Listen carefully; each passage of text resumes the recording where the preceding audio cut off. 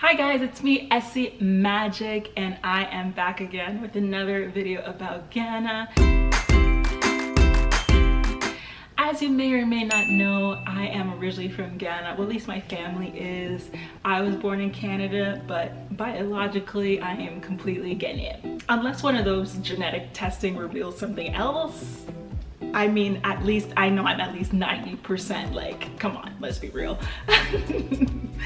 But anyway, so I want to make this video because when I recently went to Ghana, there's just some things that I experienced and I'm just like, oh my gosh, like it's just annoying. And I just feel like I have to talk about it because some of it is funny, but some of it is just like, I need to rant about this somewhere. Of course, I'm gonna give the disclaimer that because I don't want anybody getting all upset. That's not the purpose of this video. I have to say, I love being Ghanaian. I am so proud of being Ghanaian. I love Ghana, love visiting there. It's a big part of like who I am. But you know, just because we love ourselves, it doesn't mean we can't criticize the things where, you know, they could have some improvement or, you know, criticize our shortcomings. So that's what I'm going to talk about in this video. I'm going to reveal the 6 most annoying things I find about Ghana. Before I reveal the list, of course, you know I have to shameless plug my jewelry brand. Look at that, it's so cute. It is Zam Jewelry. Zam Jewelry.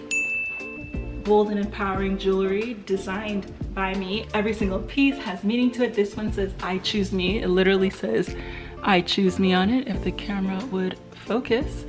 And essentially it's meant to empower you, make you feel good, and it's really high quality, won't tarnish fast. Check it out, zamjewelry.com. In no particular order, let's go. So the first thing I have on my list is that, oh my gosh, the customer service is so slow. You go to the grocery store and the person is lifting your thing like this and then scanning it and then putting it in the bag. It's so bad. It happens in every customer service thing. It's not even just one industry. If you go to a restaurant, you can wait for your meal for like an hour, waiting for your meal to come out. Oh my gosh, it's not good. And it's the whole, you know, the whole country. I hate to be stereotypical, but it's very rare to find a place where people move quickly. They just don't. Every possible store, every restaurant, every service industry thing, it's like the culture. They just move slow. It's like, okay, fine. You don't have to be exactly like the States, because I know we overdo it and we, you know, push people way too hard in America. I get it. But there's gotta be some middle ground between pushing people to move too quickly and going way too slow. So that is the first thing on my list. The next thing on my list, number 2, kind of relates to the first one because I think it's as a result of the first one. It's that people there don't respect lines, really. Like they don't, like for example, if you go to and I'm gonna use Burger King as an example because this is where it was happening, or one example of where it happened. When you're inside and you're waiting to order, normally you're waiting your turn and you have another person who's maybe like 2 or 3 feet behind you, and then when the cashier is ready, they'll nod to them, they'll step up and go order. In Ghana, everybody was just crowding around to order the food, like literally like just like breathing all over you. Like, I don't know if they have this expression of like, they say when you're like hot, like when you're like pressured to do something, they say that in like Tree or Fenty. It's like everyone's behaving that way, like they're frantic, like you know.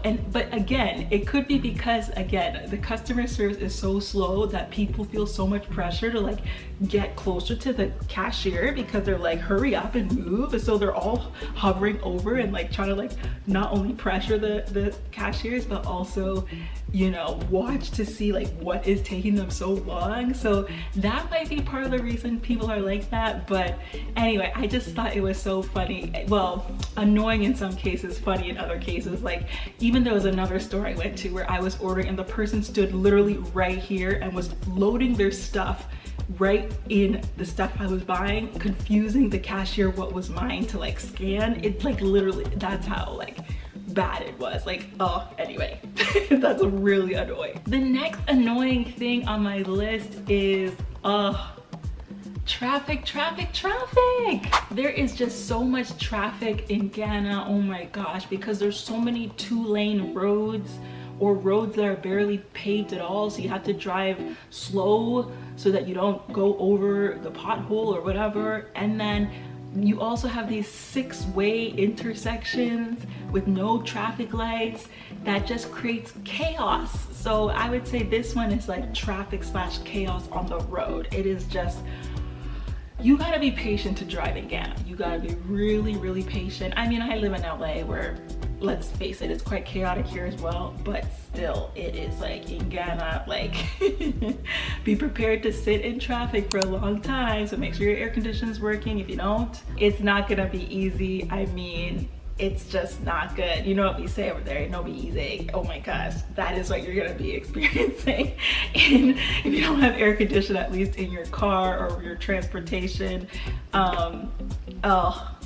It's been like this for years, but man, you just hope it'll get better, and it just doesn't. Even the lines like on the road, they don't repave them. They get washed away in the rain. Nobody repaves the lines, so people stay in their lanes. They'll have a 2-lane road with no separation, so one person is driving in the middle and the 2 cars are trying to pass. It's just, oh my god, the list goes on and on. The chaos in driving is just too much. The next thing on my list also relates to driving. It is that people don't really yield to others and let them go or let them merge into traffic. Like, it's gotten better over the years, but still it's not where it should be. And what I mean is that literally people will be inching so close to the car in front of them to not let you in, to ensure they do not let you in, that they're practically about to bump the car in front of them. Like, that's how bad it is. It's like, no matter how much you signal to them, can I squeeze in front of you? No. They will not let you go. It literally gets to the point where it's like you have to just force your way in there, and it comes down to who is willing to call the other person's bluff more, that they're willing to get in a car accident over it. Like, literally, you have to be daring and just say, you know, I want to push the limits to see how much I can force myself, you know, before the person, you know, just becomes a defensive driver and lets me in. Like, that's what you have to do. It's like, who is willing to call each other's bluff more?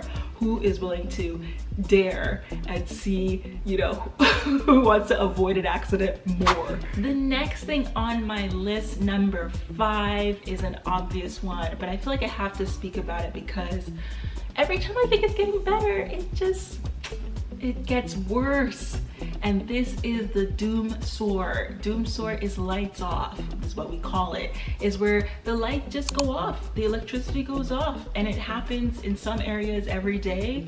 And in some of the better, more established areas, not every day, but maybe once every couple days. But either way, it's too much for, you know, the level the country should be at. And you might be wondering, why does electricity go off so much? I don't know, ask the government. But either way, it is not good. And so it forces you to have a generator. If you don't have a generator, I mean, most people don't have a generator in that country because it is a developing country, so it's not easy. And then if you have air condition running, if the air conditioning goes off because there's no electricity, if you have Wi-Fi in your place, it goes off. So you're like, well, for me, I often work remotely. I remember one time the electricity went off right when I was about to start a Zoom meeting, like 10 minutes before I was starting a Zoom meeting. So luckily my dad really quickly got the generator put on, and then I was fine. But still, it's like, if you are having things to do, you do not want the electricity to be going off. And then especially at night too. At night, it just becomes pitch black. It's not safe because you can't see if there's, you know, wanderers or thieves coming in your neighborhood. It is not good. The list goes on and on of why it's not good. And the last most annoying thing on my list is, drum roll please, extreme lateness. Okay, I admit I'm somebody who's late a lot in life. I'm just always running late. I really am. But there is such a thing as late and late. And in Ghana, things are late. Like, like 3 hours late, which is just too much. Like, an example is I went to Afrofuture, which I talked about in my last video about the 8 hottest places to go to, or 8 coolest places to go to in Ghana. So check out that video. It's up here if you want to see all my recommendations of the coolest places to go. But in there, I mentioned how I went to Afrofuture, formerly known as Afrochella, which is a festival.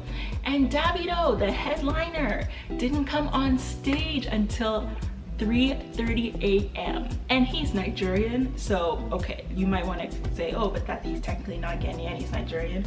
Everybody does it. The whole of West Africa does it.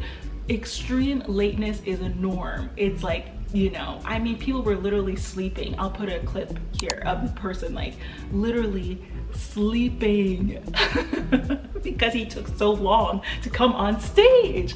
So anyway, we gotta get, you know, our act together. 1 hour, okay, fine, we're used to it. 3 hours, when it's getting to morning, no, you gotta get on stage.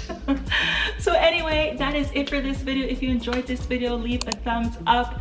Also, in the comments, anything you find annoying, let me know in the comments below. I want to hear things that you might find annoying that I might have missed. Again, I mentioned I love Ghana. Ghana is a great country. There's so much to do, so much to see. The food is great. The people are hospitable. The country is safe. Voted #2 safest country in Africa. An amazing country. But yes, we have to be real sometimes about these annoying things. Anyway, keep being magic. Bye.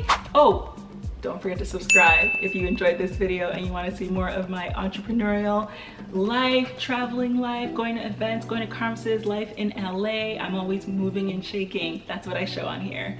Bye.